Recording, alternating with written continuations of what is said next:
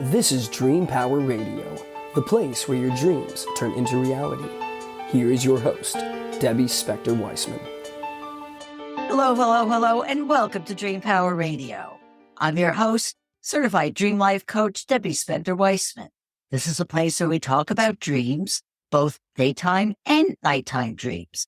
Now you can use them to make the internal shift to a life you love and rediscover the truth of who you really are. Have you ever been told you're too sensitive? Most of the time when this happens, it's usually meant as a criticism, as in, you're a pushover. You take things too personally, or you let others' opinions control your own feelings. But maybe you and them are looking at it all wrong. That sensitivity might mean that you also have empathy, the ability to understand the feelings of and care about others. And if you're made to feel bad about that, you're not living the powerful creative life that you were meant to have. My guest, empathic author and teacher Jennifer Moore, has been there, has overcome her own emotional and energetic blocks. And she's now committed to helping other empathic souls create their own magical life of joy. Jennifer is the author of the book Empathic Mastery, as well as tarot and oracle card decks, hosts the podcast Empathic Mastery Show, and does workshops and personal coaching. Welcome to Dream Power Radio, Jennifer. Thank you so much for having me, Debbie. It's such a delight to be here. Oh, it's my pleasure. And Jennifer, before we get into Empathic Mastery, since this is a show that has a theme all about dreams, I'd be remiss if I didn't ask you to talk about the prophetic dream that you had when you were 9 years old. So, absolutely. So I'm going to backpedal a little bit, and I'm just going to define something, because in addition to empathy, the work that I do is all about working with people who identify as empaths. And a lot of times I just want to start with the definition, and it's going to fit into the dream. So from my perspective, empaths are people who pick up the thoughts, feelings, energy, and sensations from the world around them. But unlike ordinary, like psychics, intuitives, mediums, who all have extrasensory perception, wherever you fall in that, empaths process information as if it's their own. And so in my experience, I was very, very sensitive. I was told I was too sensitive all the time as a little girl, and I was constantly feeling the currents of the world around me. I had a very vivid dream life. My dreams were very technicolor. They were very intense. They were very powerful. But one night, I was 9 years old, and I had this very vivid dream that my mom had died. She had fallen over the banister of our staircase in my house and plummeted to her death. And of course, I was just terrified and bereft and beside myself with grief. And the next day, I had the worst day of my 9-year-old life. Like, I just felt horrible. I felt really sad. I felt really confused. I felt really upset. And at the end of the day, my mom announced at the dinner table that one of my very first, best friend, my first friend who had moved out of the area, her mother had died of breast cancer the night before. And I knew immediately that this dream that I had was directly connected to my friend's mother's death. And I just knew that this was what it was about.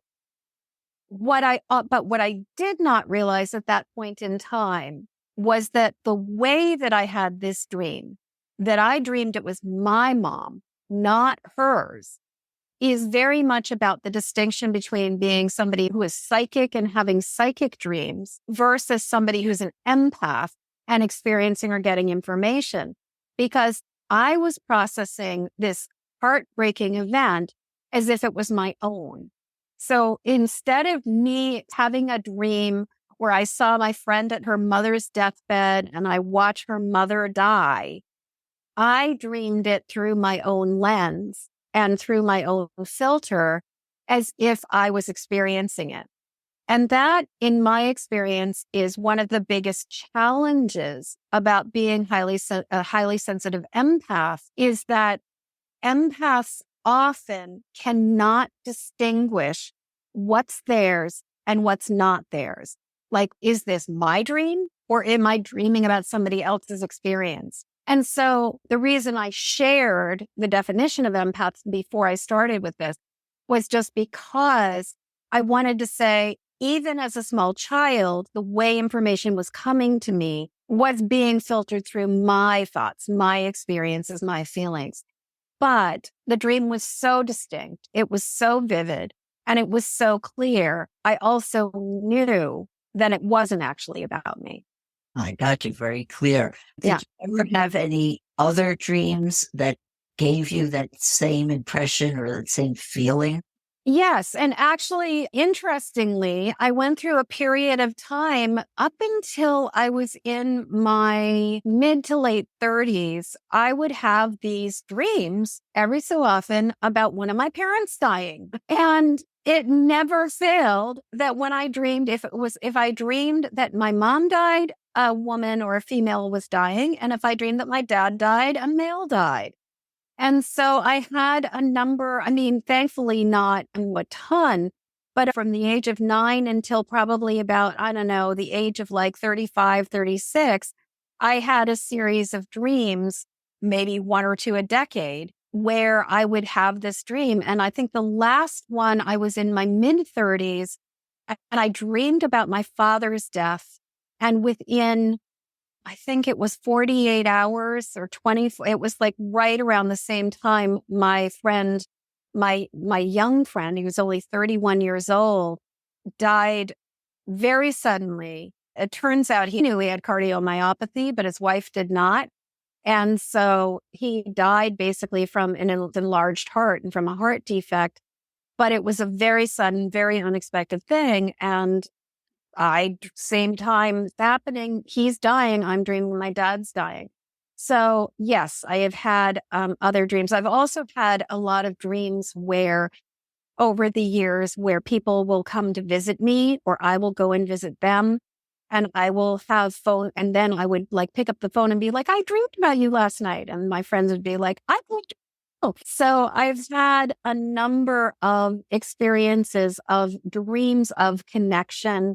Dreams. I've also had dreams where people who are on the other side, people who have crossed over, where I will dream about meeting up with the deceased and have connections with them and talk to them.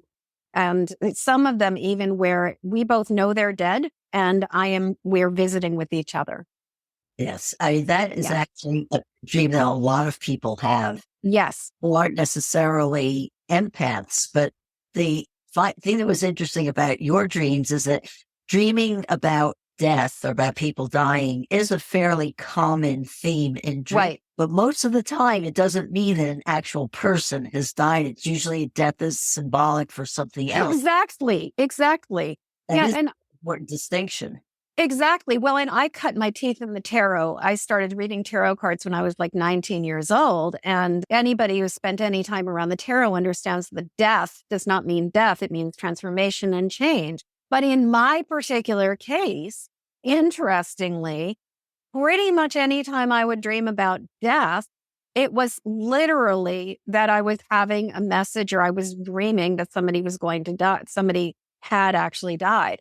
So it's fascinating when you think about the fact that for many of us, death is not a literal thing. But in my dreams, often when I have a dream about death, it is a literal death that is going to happen. Yeah. Well, let's step away a little bit at death and go to something maybe a little Yes. Let's talk about something a little bit more positive. Yeah. So how can someone tell if they're an empath? So I would say a couple things that we can tell we're empaths. One is just the fact that you've probably been told your entire life that you're too sensitive, you're overreacting, you're taking things too personally, and just suck it up and get over it. That's a very common thing for a lot of people who are highly sensitive empaths. Another thing is that you pick up and you feel a lot of intense emotions for no reason at all. Like you're in a state of distress, you're in a state of overwhelm, you're going through all kinds of stuff. And at the same time, you're like, why am I feeling this way? Nothing in my life correlates with this. There is no major catastrophe or crisis or issue going on. And yet I feel like I just lost my best friend. And so a lot of times being an empath, one of the signs or clues that we are empaths is that we feel a lot of intense feelings and we have a lot of unexplainable feelings. And often, as we start paying attention, we notice that those unexplainable feelings will suddenly become explainable when we may be having a conversation with a friend or family member, and they're like, oh, yeah, I had the absolute worst day yesterday. This happened, this happened, this happened. I just learned that my mother-in-law died, or I just learned that this happened, or all of a sudden, or I just got a diagnosis for this illness or any number of things. All of a sudden, it's like, oh, this correlates. Like now I understand why suddenly I was thinking about being really sick. Now I understand why I was suddenly feeling this sense of missing somebody. Now I understand these things. So a lot of times we may not recognize that we're picking things up until something comes along and it resembles what we've been feeling enough that we go, oh, that correlates, that corresponds. And I also would say that being an empath, you walk into a space and you can feel the vibes of the space. You can sense whether or not things are good or not good. And a lot of times, most empaths, I think, start to recognize that they're sensitive to energy. They're sensitive to their environment. They're sensitive to other people's emotions. They may even be sensitive to watching television and seeing people's feelings. And it's like you're watching some program and you feel those feelings. I'll also say that in my travels, I have met a lot of people who, when I first start talking to them and working with them, don't identify as empath. They think it's a fancier, like they think it's sort of like this, like they're almost like, well, I couldn't possibly be that. Like that's just too special. But as we talk, as we work together, as we have ongoing conversations, they start going, oh, actually, I think I am an empath. And actually, I was just working with a client earlier where they are getting ready for a big family gathering. And we were talking about the fact that they get so overwhelmed, so exhausted by extending themselves so much in those kind of environments. And we've worked together for a number of years. And when they first met me, I don't think they identified as particularly intuitive, nor did they identify as an empath. And yet the longer we've been around each other and the longer we've worked together, the more clear it is that they are actually quite sensitive, quite intuitive, and quite empathic, and struggle with taking on the thoughts, feelings, energy, and sensations that are coming from the world around them. So a lot of times, in my experience, it sort of starts with almost being like, I wonder if this is affecting me. I wonder how other people's emotions, other people's energy, other stuff that's going on in the world around me is influencing me. Like maybe there's some piece of this.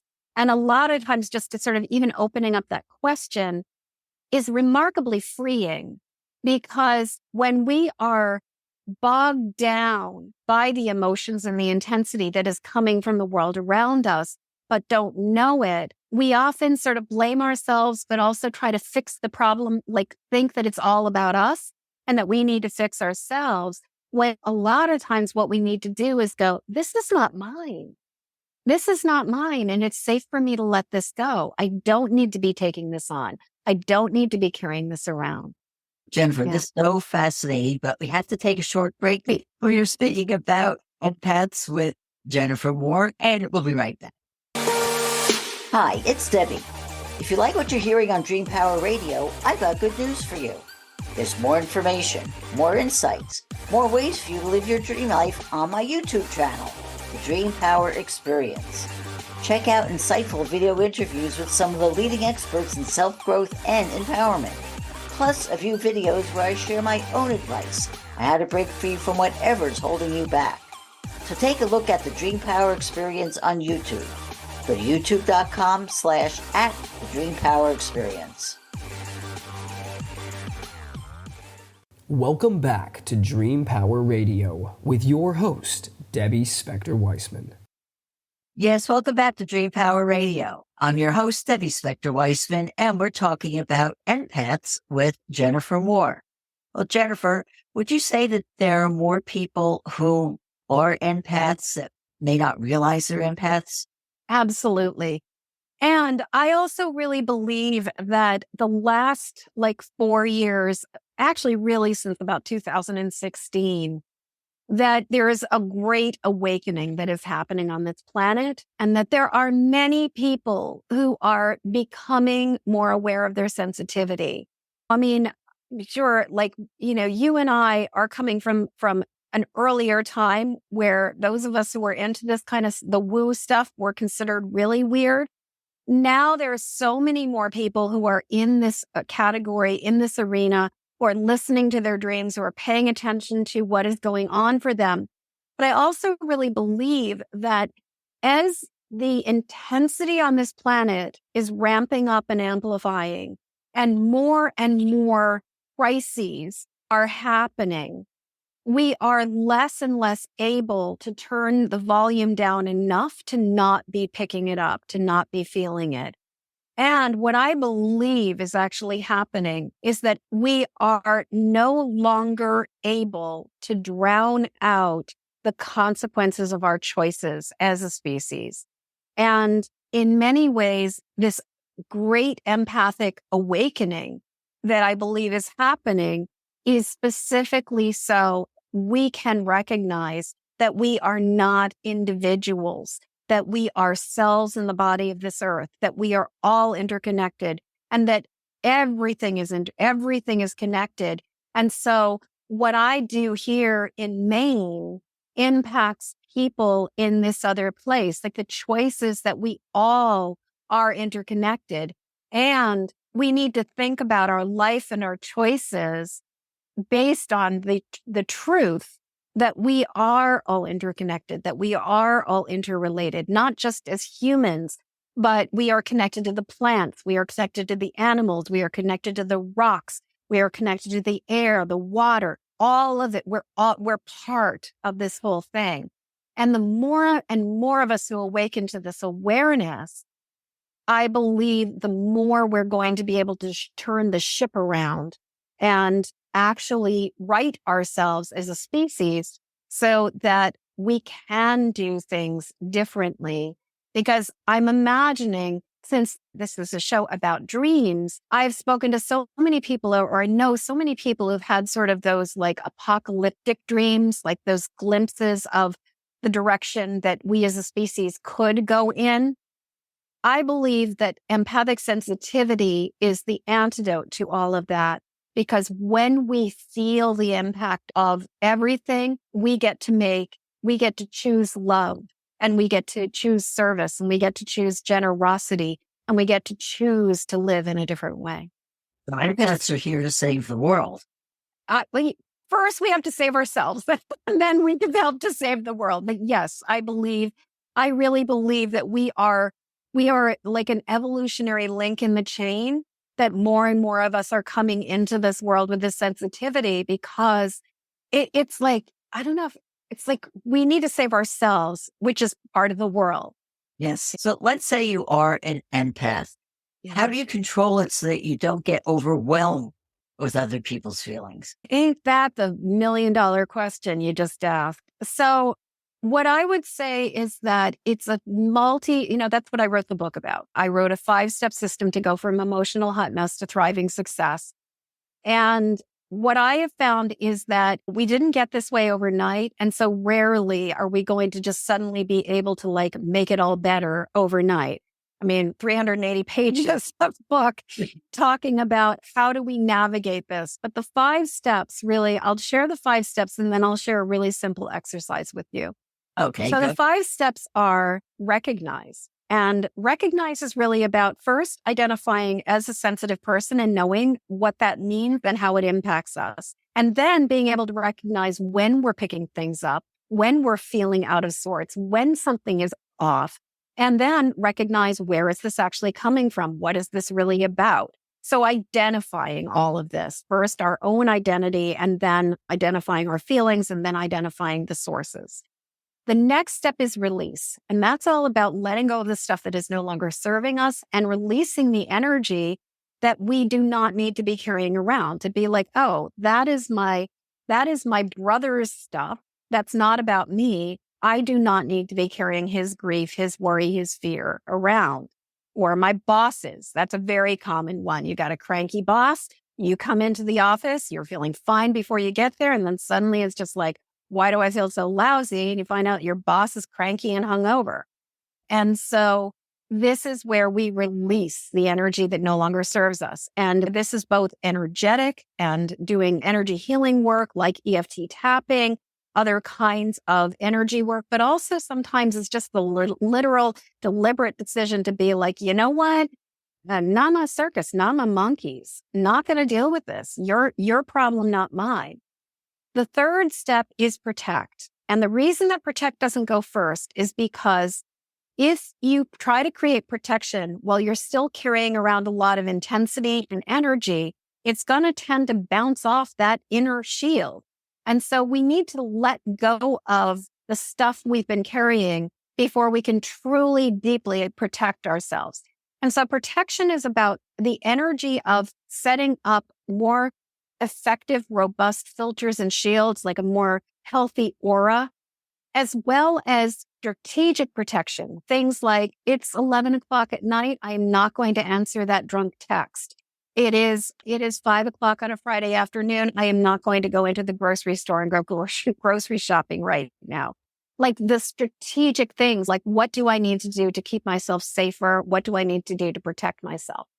The fourth step is connect, because the universe abhors a vacuum. And if we do not want to continue to absorb the negativity coming from the world around us, we need to connect with a power greater than ourselves. And we need to make a connection to our higher power, however we define it, that divine source. And then finally, the final step is act, because words without works is dead.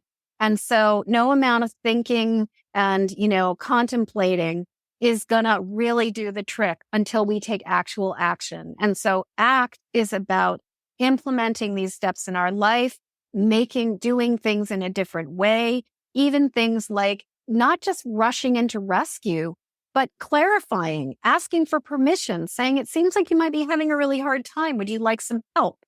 And if somebody says, yes, please, then yes, we can give them support. But if they say, no, I'm fine, leave me alone, that's our cue to mind our own business and let somebody do their thing. And so all of these steps tie together. They can be used individually as like really taking time to unpack each one, but then also we can move through them very quickly and very seamlessly, recognize, release, protect, connect, and act, and to really understand like how to look at life in a different way. And I said I would share a really short, quick exercise with you. So when we notice that we are feeling intensity and just like that we are like feeling out of sorts, feeling wonky, discombobulated, however you want to define it, maybe just feeling some distress. What I love to do is I like to put my hands over my heart, both hands on top of each, one hand on top of the other over my heart, to close my eyes. And I just ask the question, is this mine? The thing is that automatically an answer is going to come. We often ignore them, and we often will say to ourselves, oh, that was too simple. But the thing is, our intuition comes instantly, and our subconscious gives us an answer instantly. And so we will get an answer. Yes, some of this is yours, but a lot of this is not yours. Because in my experience, most of the time, that's the answer, is that there's a little bit of this that is being triggered, that is coming from you as a kid, 5 years old, mean girls, yada, yada. But then there's the other part of us that is picking up something from outside of ourselves. So we ask the question, is this mine? And like I said, most of the time, the answer I get back is both and, or yes and no. Then I ask a second question, which is, what's mine? What's not mine? And when I have that answer, I know the stuff that is mine, I need to do my work on. If I have issues around mean girls from when I was 5, I need to heal and release that. I need to clear it. I need to maybe do some journaling, maybe need to do emotion code or tapping or some other thing to let it go. But the stuff that's not mine, that I do not need to be carrying around anymore. And so what I like to do is keeping my hands in my heart. I take in a deep breath and I just sort of imagine myself collecting all the stuff that is no longer mine, that is no longer serving me, that is not mine. And I just lift my hands off my heart. And as I exhale, I say to myself, either in my mind or literally out loud, I send this back to where it belongs. I send this back to where it belongs. So 3 steps. 1, is this mine? 2, what's mine, what's not mine? Third, the 3.5 or second and a half step is deal with your stuff. And then the third step is, or deal with your stuff after you've dealt with the other one. And the third step is inhale to connect yourself and collect the energy. And then exhale, I send this back to where it belongs. So 1, is this mine? 2, what's mine, what's not mine? 3, I send it back to where it belongs. Yeah, it's 3 simple steps, and sometimes the simple steps are the ones that are the most effective. Exactly. If there's anything as a Capricorn Sun, Virgo rising that I have had to learn through this lifetime is simple is usually better because I will overcomplicate absolutely everything. Okay, something you mentioned briefly in talking before was EFT. Yes. What does EFT have to do with being an empath?